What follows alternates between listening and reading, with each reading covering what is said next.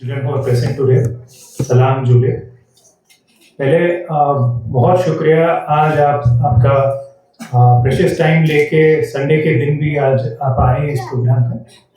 And I would like to specifically thank Anjuman Imamia का youth president अपना इम्तियाज साहब, जिन्होंने पहले जो मेरा फर्स्ट मंथ था उसी टाइम वो आए थे एंड उन्होंने ये आइडिया पिच किया था इसमें ज़्यादा से ज़्यादा हमको कम्युनिटी को अप्रोच करके ऐसे प्रोग्राम्स ऑर्गेनाइज करना है। उस आइडिया से लेके हमने डिसाइड किया पुलिस और मेडिकल डिपार्टमेंट टेक्निकल एक्सपर्टीज देंगे और बाकी जितने भी रिलीजियस ऑर्गेनाइजेशंस हैं वो ऐसे ऑर्गेनाइज करके वो प्लान बनाएंगे। उस हिसाब से जैसे पहले ही बोला गया 3 प्रोग्राम्स हो चुके हैं, ये तीसरा प्रोग्राम है। उसके बीच में भी एक एलबी का एक प्रोग्राम था जिसमें सरमन में भी हम एक बार खेल थे न्यूमा में। सो अभी तक अच्छे से चल रहा है प्रोग्राम्स। इसमें हमारा क्या डिफरेंट है, क्योंकि हमेशा चलते रहता है प्रोग्राम्स, इस बार हम क्या फोकस शिफ्ट कर रहे हैं, कैसे ये डिफरेंट है वो बताना चाहता हूँ मैं। पहले ये अर्जेंसी क्यों है, अचानक हम क्यों फोकस शिफ्ट कर रहे हैं, अचानक क्यों सब ड्रग्स के बारे में बात करेंगे। मेन है, इससे पहले तक हमको लगता था ये इंडिविजुअल इशू है, अगर एक बच्चा ड्रग्स के रास्ते से जा रहा है फिर वो बर्बाद होता है, फिर सबको लगता है नहीं ये तो इंडिविजुअल प्रॉब्लम है। अभी ये पब्लिक हेल्थ इशू बन चुका है। इसके बारे में डॉक्टर पद्मा जी बाद में बताएंगे इन डेप्थ। सो इसमें हेपेटाइटिस सी, एड्स स्प्रेड करने का जो चांसेस है वो बहुत बढ़ गए, क्योंकि जैसे ये हेरोइन इशू बढ़ रहा है सो इंजेक्शन ज़्यादा यूज हो रहे हैं, सो उनके फैमिली मेंबर्स भी वल्नरेबल हो रहे हैं। सो इसके वजह से हमको एज ए सोसाइटी इसको as an urgent problem treat करना पड़ेगा, वो एक चीज़ है। सेकेंड है, मैं कुछ डेटा दिखाना चाहता हूँ आपको। ये जो डेटा है 2014 से आप देख सकते हैं, इसमें कितने केसेस फाइल हुए हैं अकॉर्डिंग टू डिफरेंट ड्रग्स है। इसमें आप देखिए चरस में सबसे ज़्यादा है 38। ये 2014 से लेके 2025 तक जब आप देखते हो चरस कई केसेस ज़्यादा था। ये मतलब टूरिज्म के साथ साथ ये भी पहुंच जाता है, हिमाचल भी नज़दीक है, ज़्यादातर ये ड्रग हिमाचल से ही आता है। बट जब आप रीसेंट केसेस देखोगे 2025 के ऊपर आप जब ध्यान दोगे, उसमें 7 केसेस है हेरोइन। सो ये अचानक शिफ्ट हो रहा है। और 2023 में जो ब्राउन शुगर दिख रहा है, ब्राउन शुगर भी एक तरह का हेरोइन है, क्या उसका क्वालिटी कम होता है। सो 23 में पहली बार दिख रहा है, उसके बाद 2 साल के बाद 7 केसेस हो गए। सो ये जो चेंज है ये 23, 24, 25 में ही आया है। उससे पहले तक जो कश्मीर में ज्यादा हेरोइन था वो यहाँ तक पहुंच नहीं पाया, अभी इसका डिमांड बढ़ गया। सो अभी ओवरऑल केसेस जब हम देखते हैं 25 में इट्स 7 एंड टोटल में इट्स एक्चुअली जस्ट 25 जिस साल से ये स्टार्ट हो रहा है। Next slide please. So again bringing to focus quantity of drugs, ये कितना ड्रग्स हमको मिला है, किस टाइप के ड्रग्स मिला है। इससे पहले बहुत 2018 से देखिए आप, बहुत वेराइटीज है इसमें, उसमें मेडिसिन भी, ओपिएट्स भी मिसयूज हो रहे हैं। ओपिएट्स होते हैं एक तरह का पेन किलर, सो इसको भी मिसयूज करते हैं, ये आपको ज्यादातर दिखता है। फिर पॉपी स्ट्रॉ या ट्रक ड्राइवर ज्यादातर यूज करते हैं। इस का अलग अलग था, बट इसका हमेशा जो यूजर्स है उसका टाइप अलग अलग होता है। बट अगेन 2025 में अचानक ऑलमोस्ट 50 ग्राम हमको हेरोइन मिला है, 48.2। सो इससे पता चल रहा है ये बहुत तेजी से बढ़ रहा है। एक और डेटा है उसमें, ये है अरेस्टेड। हाँ, सो जब हम, ये डेटा है डिटेल्स ऑफ,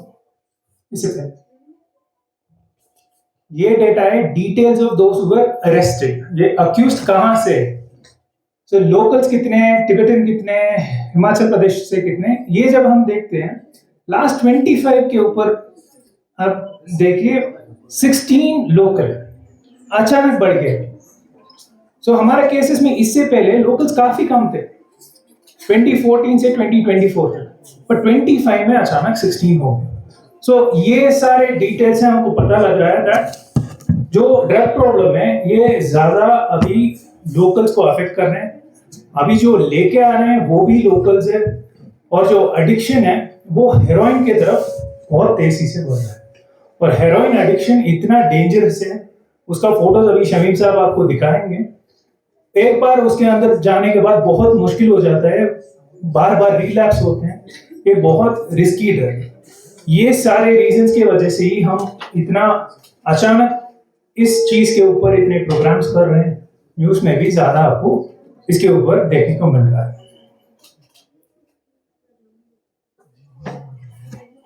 तो पुलिस की तरफ से हम अभी इसको कैसे टैकल कर रहे हैं। सो रिसेंटली इस साल स्टार्ट होने के बाद हम अभी क्या ऑलमोस्ट 20 दिन हो गया। इस 20 दिन में ही 2 FIR हमको लग गया। दोनों केसेस जब हम देखते हैं, स्पेसिफिकली ड्रग्स का बोल रहा हूँ, कूल वो सब अलग है।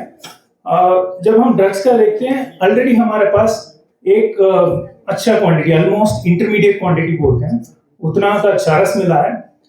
एंड इस केसेस से हमको क्या दिख रहा है, विंटर में भी अभी डिमांड बढ़ी है। इसीलिए क्या है, पिछले वाला केसेस का टाइम फ्रेम जब हम देखते हैं वो यूजुअली टूरिस्ट सीजन में होता है, अभी वो भी चेंज हो रहा है, मतलब लोकल डिमांड विंटर में भी है। सो ये भी एक ट्रेंड है जो हमको अभी देखने को मिल रहा है। सो हमको अभी 360 डिग्री अप्रोच लेना पड़ता है इन्वेस्टिगेशन में, जो अभी तक ज्यादा नहीं कर रहे थे। सो हम अभी क्या कर रहे हैं, लेयर्स इसको बोलते हैं।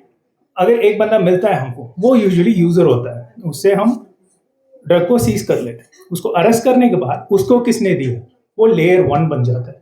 फिर वो कहाँ से लिया, वो होता है पेडलर। पीछे यूजुअली सेकेंड लेयर में ही पेडलर आता है। सो वहां तक अभी हम जा रहे हैं। और यहाँ क्या सिस्टम है, अभी तक हमारे लद्दाख में पेडलर्स ज्यादातर अभी आया नहीं, मतलब ऐसे बिजनेस कोई कर नहीं रहा है। जो यूज कर रहे हैं वो एक फ्रेंड ग्रुप या गैंग टाइप होते हैं। उसमें से एक बंदा ड्राइवर होता है या जो फ्रीक्वेंटली बाहर जाने वाला होता है, वो बाहर जाके जम्मू से, चंडीगढ़ से, दिल्ली से या श्रीनगर से लेके आता है।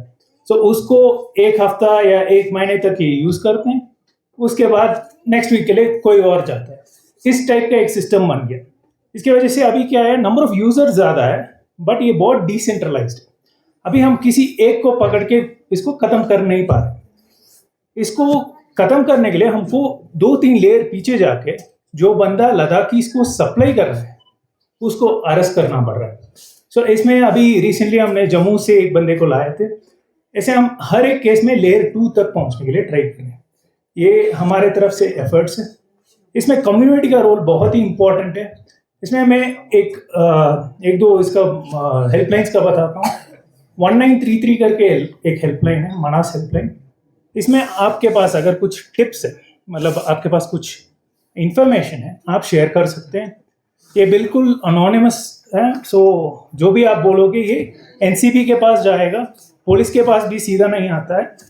एनसीबी का जो जोनल डायरेक्टर है वो फिर हमें इन्फॉर्म करते हैं, उसके हिसाब से हम देखें। सो ये बिल्कुल सेफ हेल्पलाइन है। अगर आपको लगता है कोई यूज़ कर रहा है, उसको असिस्टेंस चाहिए, या अगर आपको लगता है ये कुछ बेच रहा है, फिर इस हेल्पलाइन में आप बता सकते हैं। दूसरा एक हेल्पलाइन है 14416 करके, ये टेलीमनास बोलते हैं। ये जो हेल्पलाइन है ये सोशल वेलफेयर डिपार्टमेंट का है। कुछ लोग होते हैं जो बहुत ही एडिक्टेड हो गए हैं और पेरेंट्स भी कुछ कर नहीं पाते, बहुत हेल्पलेस फील करते हैं पेरेंट्स। फिर आप किसी को ऐसे जानते हैं, फिर इस हेल्पलाइन में आप टिप दे सकते हैं। उनका जो काउंसलिंग है वो टेलीफोनिक भी हो सकता है या मिल के भी वो काउंसलिंग मिल सकता है। So I request the community and everyone present here to use these helplines. और इसके बारे में जो भी आपका खबर है, जो भी आपकी तरफ से अवेयरनेस क्रिएट कर सकते हो, please help us create a drug free society. Thank you.